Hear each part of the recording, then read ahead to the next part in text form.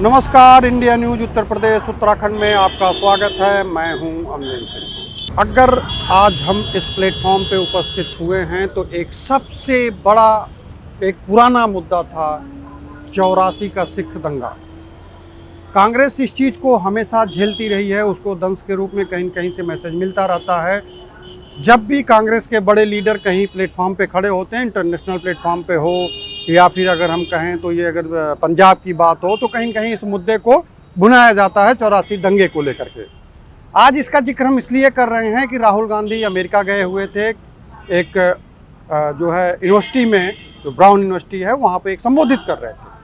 वहाँ संबोधन के दौरान अपना इन्होंने भाषण दिया। भाषण देने के बाद व्याख्यान पूरा हुआ। व्याख्यान पूरा होने के बाद सवालों जवाबों का जो एक दौर होता है उसमें शुरू हुआ। सवाल जवाब के दौर में एक सिख छात्र होता है, वो राहुल गांधी से दंगे को लेकर के प्रेरित सवाल करता है।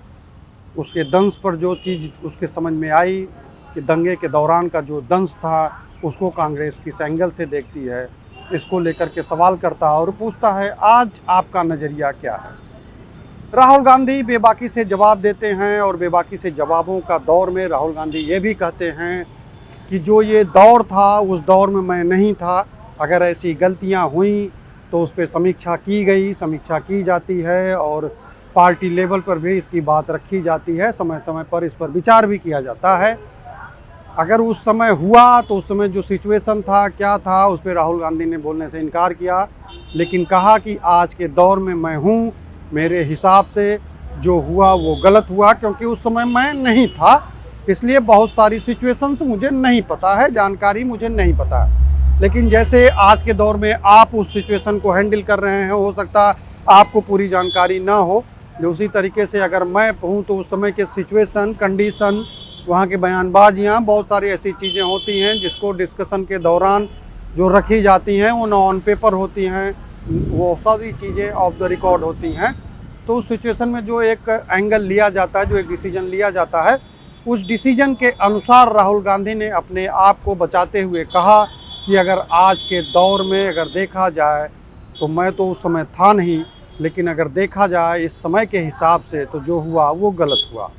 उसके लिए मैं सहर्ष जिम्मेदार हूँ कि इस गलतियों को लेकर के जो सिख दंगा के दौरान जो गलतियाँ हुई हैं, सिखों पे जो अत्याचार हुए हैं, उसको लेकर के उन्होंने बोला कि उस समय जो हुआ आज अगर समीक्षा की जाए तो मेरे हिसाब से गलत हुआ।